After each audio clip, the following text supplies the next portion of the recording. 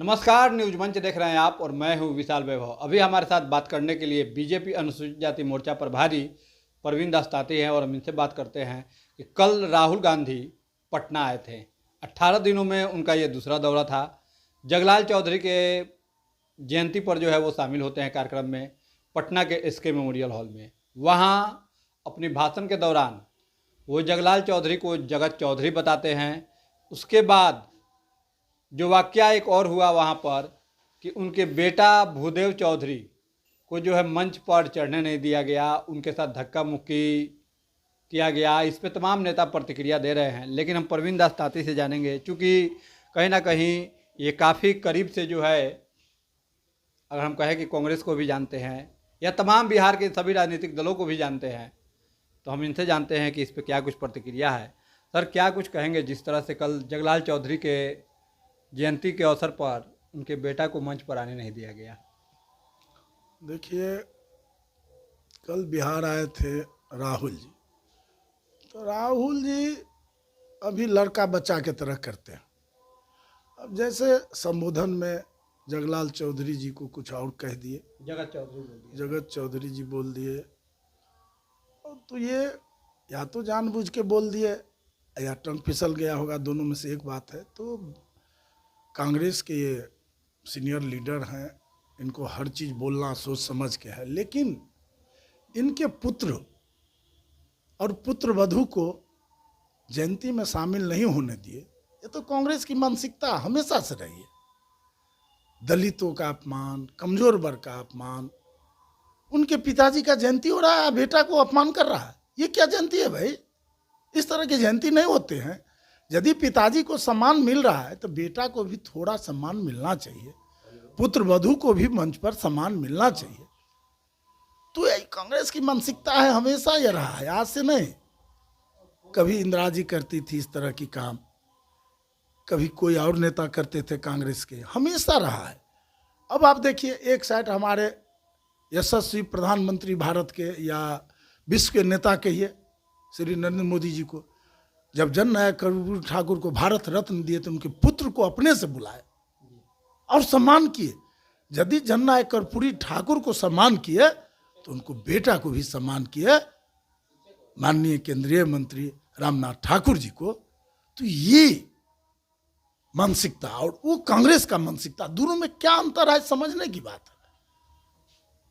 कांग्रेस का मानसिकता समाज के प्रति ठीक नहीं है। वो लोग चाह रहा है कि किसी भी कारणवश कैसे हूं जनता को गुमराह करके ठग के हम अपनी वर्चस्व कायम कर लें, जो इस देश में होने वाला नहीं है। क्योंकि कांग्रेस कहता कुछ है, करता कुछ है। कांग्रेस अपने रीजन में किसी को सम्मान नहीं दिया। अब माननीय जगलाल चौधरी जी तो बिहार के बड़े कदावर लीडर रहे हैं, दलित समाज से आते थे, कांग्रेस के मंत्री भी रहे हैं, कांग्रेस से मंत्री भी रहे हैं। तो उनका अपमान तो साधारण बात माना जाता है। अरे बाबा साहब डॉक्टर भीमराव अंबेडकर को आज़ादी से लेके लॉ मिनिस्टर के पीरियड में भी अपमान करते रहा कांग्रेस। जो विश्व विभूति है उसको जब अपमान करते रहा, तो जगलाल चौधरी जी के पुत्र तो बेचारा छोटे आदमी है, बिहार का स्तर के कार्यकर्ता है, नेता है, तो उनका अपमान तो छोटी बात माना जाएगा। जो बाबा साहब विश्व विभूति थे, उनको चुनाव नहीं जीतने दिया जाता था, हैं? उनको लॉ मिनिस्टर से इतना अपमानित किया कि इस्तीफा करना पड़ा, हैं? उनको भारत रत्न कभी नहीं दिया। ये हमेशा कांग्रेस की यही मानसिकता रही है, दलितों के खिलाफ, पिछड़ों के खिलाफ हमेशा इस तरह का काम करते रहे हैं। इसीलिए यह बड़ी बात राहुल जी के लिए नहीं है और कांग्रेस के लिए नहीं है। हालांकि सर, बिहार कांग्रेस ने इस पे सफाई दिया है और कहा है कि हम इसकी तहकीकात करेंगे कि आखिर इस तरह की गलती कैसे हुई, किसने उन्हें मंच पे आने से रोका। इसकी बात की तहकीकात करने की बात सामने निकल गई है। देखिए, एक बात है, बोलने के लिए जो कह दे, हम आपको अपमान कर दे और कल इसकी जांच हो, अपमान वापस आ जाएगा क्या? आएगा अपमान वापस?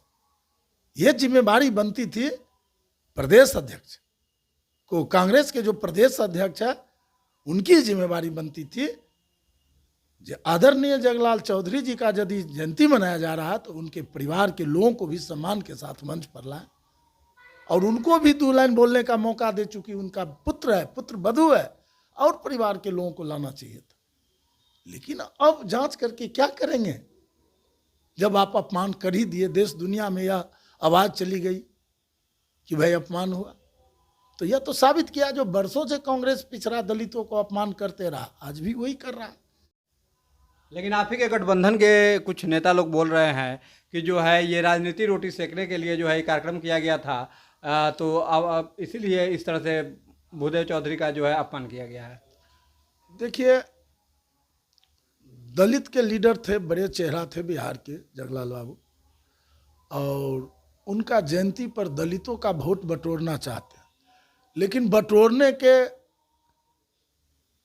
उल्टा हो गया ना, उनके परिवार को अपमान करके, उनके बेटा पुत्र वधू को अपमान करके, तो ये तो उल्टा मैसेज चला गया। तो क्या लग रहा है इसका असर चुनाव पर भी पड़ेगा?